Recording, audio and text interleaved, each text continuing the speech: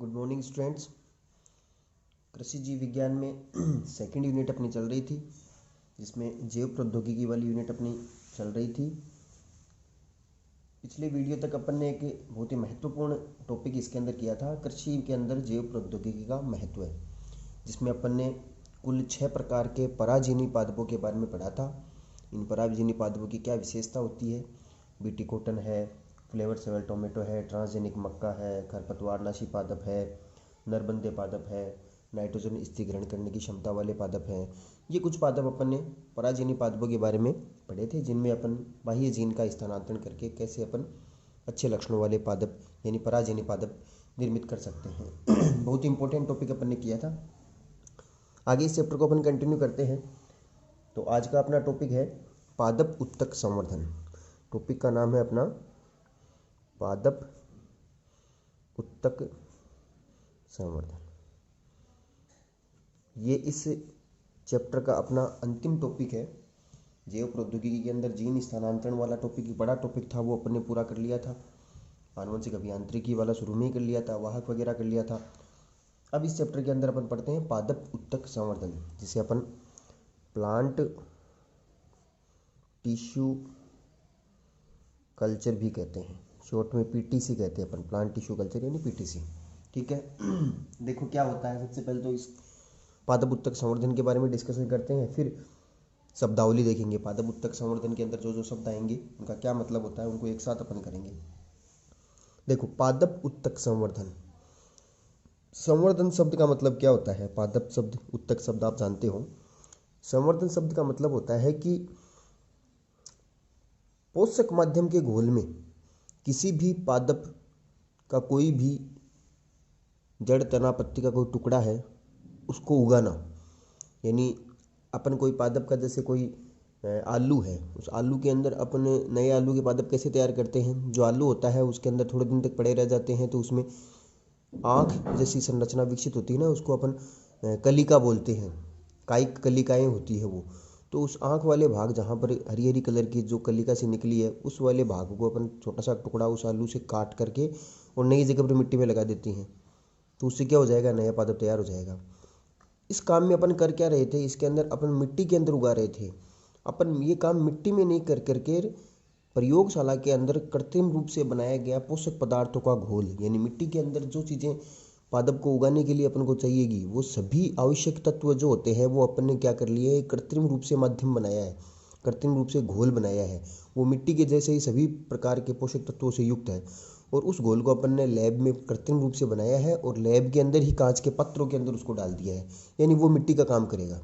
और उसके ऊपर अपन ने क्या किया, पादप का कोई भी जड़, तना, पत्ती का टुकड़ा है, बीज है, परागकण है, कोई भी ऐसा भाग जिससे नया पादप विकसित हो सके, उसको उस कृत्रिम पोषक माध्यम पर रख करके, और फिर उसके बाद में उसको वातावरणीय परिस्थितियाँ सभी वही प्रदान करते हैं। जितना तापमान चाहिए, जितना प्रकाश चाहिए, कि जैसे बाहर कोई पादप उगता है वैसे कि वैसे सभी पर्यावरणीय परिस्थितियाँ अपन उस पादप को वैसे ही दें, उस पादप के अंग को, भाग को वैसे ही दें संवर्धन माध्यम पर, और धीरे धीरे करके उस पादप के अंग से नया पादप तैयार हो जाए लैब के अंदर, कांच के पत्र के अंदर ही कृत्रिम रूप से। तो ये काम होता है संवर्धन।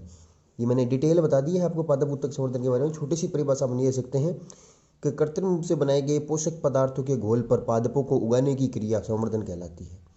कृत्रिम रूप से बनाए गए पोषक पदार्थों के घोल पर पादपों को उगाने की क्रिया संवर्धन कहलाती है। संवर्धन का मतलब यही होता है।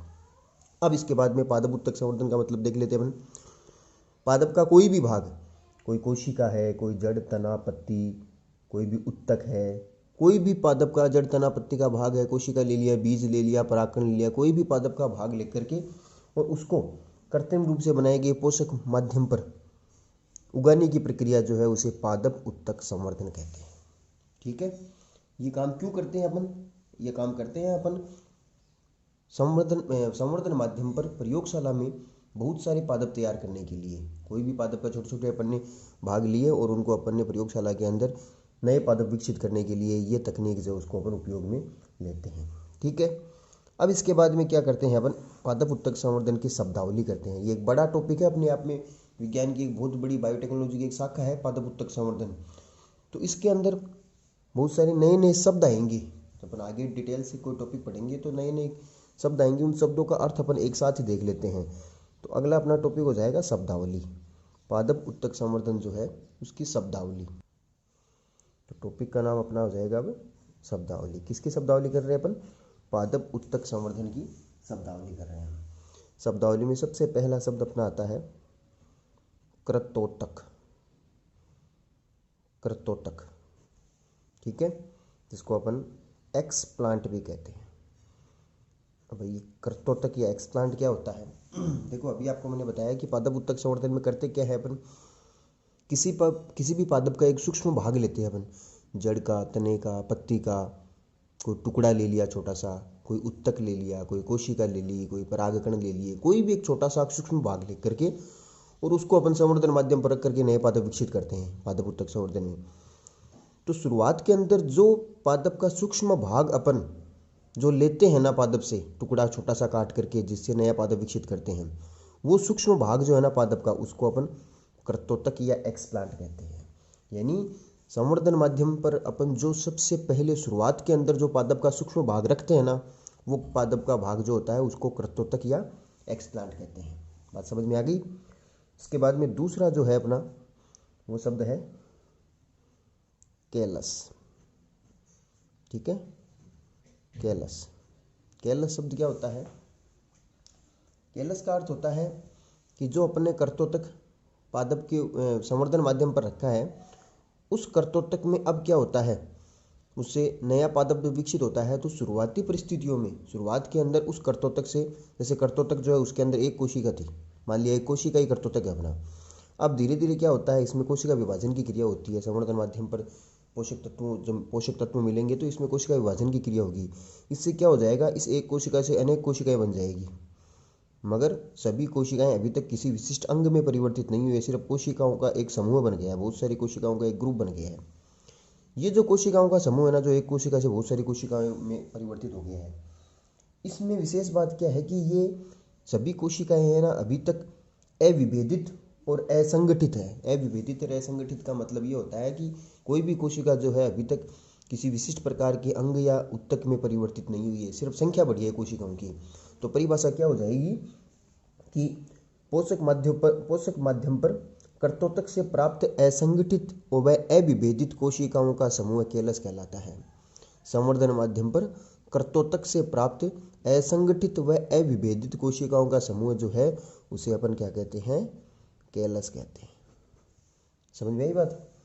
उसके बाद में अगला शब्द अपन लेते हैं, ठीक है। इसके बाद में तीसरा शब्द जो है शब्दावली में वो है अपना जीव द्रव्यक।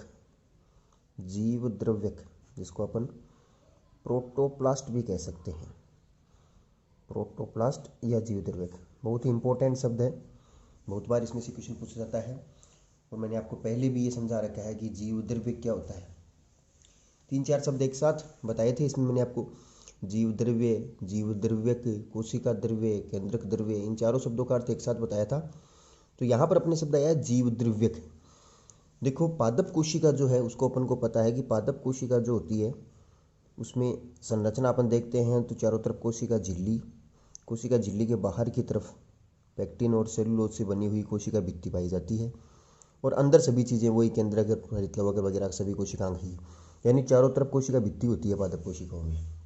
इन पादप कोशिकाओं में अगर अपन कोशिका भित्ति को उतार दें, यानी हटा दें, केवल कोशिका झिल्ली से लेकर के पूरी कोशिका रखें, यानी केवल बाहर की सबसे बाहरी परत जो कोशिका भित्ति है ना उसको हटा दें, तो हटाने के बाद में जो पादप कोशिका है ना उसको बोलते हैं प्रोटोप्लास्ट या जीव द्रव्यक। यानी परिभाषा क्या हो जाएगी, कोशिका भित्ति रहित पादप कोशिका, कोशिका भित्ति रहित, मगर कोशिका झिल्ली हो है, कोशिका झिल्ली तो है ही, कोशिका भित्ति तो हटाइए, झिल्ली तो है ही, झिल्ली और अंदर की सभी चीज़ें मौजूद हैं। तो कोशिका भित्ति रहित पादप कोशिका जो होती है उसको जीव द्रव्यक या प्रोटोप्लास्ट कहते हैं। इंपॉर्टेंट है, ध्यान रखना। इसके बाद में आगे अपन शब्दावली में देखते हैं तो अगला शब्द अपना उपसंवर्धन। उपसंवर्धन, कोकल्चर। देखो, संवर्धन का अर्थ मैंने आपको बताया था अभी। संवर्धन में क्या करते हैं, कोई भी कांच का पत्र लिया अपन ने, जैसे ये अपन ने बीकर ले लिया एक, इस बीकर के अंदर, लैब के अंदर बीकर आप सभी जानते हो, इसके अंदर अपन ने संवर्धन माध्यम बना लिया। इस संवर्धन माध्यम पर अपन ने क्या किया, कोई भी कर्तोतक, जैसे मान लिया कि ये पत्ती है, इस पत्ती का अपन ने एक छोटा सा टुकड़ा, ये छोटा सा पार्ट अपने काट लिया, ये कर्तोतक है अपना। इससे अपन को नया पादप बनाना है, तो इसको अपन ने क्या किया, इस संवर्धन माध्यम के ऊपर ट्रांसफर कर दिया, इसके ऊपर रख दिया। अब धीरे धीरे इस पत्ती के टुकड़े से नया पादप विकसित हो जाएगा इस कांच के पात्र में। मगर ये काम इतना ईजी नहीं है कि अपन रख दिया 2 महीने बाद में इस कांच के पात्र में देखें नया पादप विकसित हो जाएगा।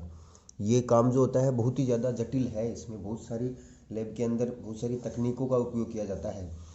इस संवर्धन माध्यम के अंदर जितने भी पोषक तत्व जो होते हैं वो एक निश्चित समय बाद में ख़त्म हो जाएंगे, क्योंकि इस कर्तोतक ने यूज़ में ले लिए, उपयोग में ले लिए हैं अपनी वृद्धि के दौरान। तो इसमें संवर्धन माध्यम सभी खत्म हो गए हैं, तो जो बाकी बचे हुए वेस्ट मटेरियल जो है ना, अब उनसे विषाक्त पदार्थ बनने लग जाएंगे, जिससे आगे का संवर्धन नहीं चलेगा।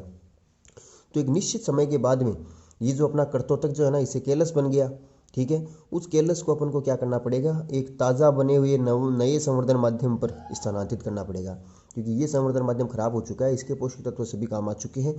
तो जो दूसरा नया अपन ने फ्रेश संवर्धन माध्यम बनाया है ना, उसमें से इस संवर्धन को निकाल करके नए संवर्धन माध्यम पर स्थानांतरित किया जाता है। यहाँ पर आगे का कल्चर होता है, आगे का संवर्धन यहाँ पर होता है।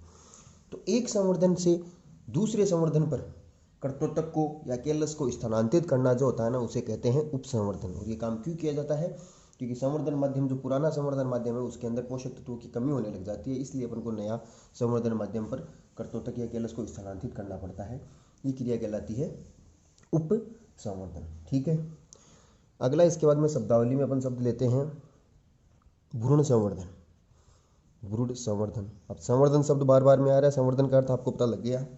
अब जिसका भी संवर्धन करना है उसका नाम आ जाएगा पीछे, इसका मतलब उसका ही संवर्धन कर रहे हैं। भ्रूण संवर्धन, भ्रूण संवर्धन में अपन क्या करते हैं, कोई भी भ्रूण जो होता है ना, उसको अपन कर्तोतक की जगह पर काम में लेते हैं। यानी यहाँ पर पत्ती का टुकड़ा लेना, यहाँ पर मैं ऐसे भ्रूण ले लूँ, कोई ये भ्रूण है, इस भ्रूण को मैं संवर्धन माध्यम पर रख करके और संवर्धित करता हूँ, तो ये क्रिया भ्रूण संवर्धन कहलाती है। तो कोई भी अर्ध विकसित भ्रूण या पूर्ण विकसित भ्रूण, भ्रूण कहाँ पर पाए जाते हैं, बीजों में पाए जाते हैं। जैसे ये बीज है, इस बीज के अंदर जो होता है वो भ्रूण पाया जाता है। और भ्रूण की संरचना भी आपको पता होनी चाहिए कि भ्रूण जो होता है उसमें ऊपर तो बीज पत्र होते हैं, द्विबीजपत्री भ्रूण है तो 2 बीज पत्र, और नीचे एक लंबा तंतु होता है, उसको बोलते हैं अपन निलंबक। ये वाला तंतु जो होता है ना, ये निलंबक कहलाता है। और ये 2 जो होते हैं ये बीज पत्र कहलाते हैं, ठीक है। द्विबीजपत्री भ्रूण की संरचना ये हो गई है। तो किसी भी अर्धविकसित या पूर्ण विकसित भ्रूण को संवर्धन माध्यम पर संवर्धित करने की क्रिया जो है उसे भ्रूण संवर्धन कहते हैं। इसके लिए अपन बीज जो होते हैं, कोई भी ताज़े बीज है, उन बीजों में से अपरिपक्व भ्रूण, अभी तक परिपक्व नहीं हुआ है, क्योंकि परिपक्व यहाँ पर हो जाएगा पोषक माध्यम पर, तो कोई भी बीज जो है उसमें से भ्रूण को अपन निकाल करके और उसको एक संवर्धन माध्यम के ऊपर रख करके उसको संवर्धित करते हैं अपन। इसमें ध्यान देने वाली बात यह है कि जब भी बीजों में से भ्रूण को बाहर निकालते हैं तो भ्रूण का निलंबक जो है ना, ये टूटना नहीं चाहिए। ये निलंबक का बहुत ही महत्वपूर्ण काम होता है। जब संवर्धन करते हैं तो ये निलंबक जो होता है संवर्धन माध्यम में से, जो अपन ने पोषक पदार्थों का घोल जब बनाया है ना, इसके अंदर एक हार्मोन भी होता है जिसको अपन बोलते हैं जिब्रेलिन। ये जिब्रेलिन हार्मोन को अवशोषित करता है और फिर आगे भ्रूण को विकसित करने में, इस भ्रूण से नया पादप बनाने के अंदर वो हार्मोन जो काम आता है उस काम को यहाँ तक प्रदान करता है। तो जिब्रेलिन हार्मोन को अवशोषित करने में निलंबक चाहिए। ये निलंबक जो होता है, ये भ्रूण को अपन निकालते हैं बीज से, उस समय पर टूटना नहीं चाहिए। भ्रूण संवर्धन एक बड़ा टॉपिक है, उसको अपन आगे डिटेल से चित्र की सहायता से भी करेंगे, आगे डिटेल से हो रहेगा, अभी तो सिर्फ शब्दावली में शब्द आया है। तो इस प्रकार से पादप उत्तक संवर्धन की शब्दावली में और बहुत सारे भी शब्द हैं।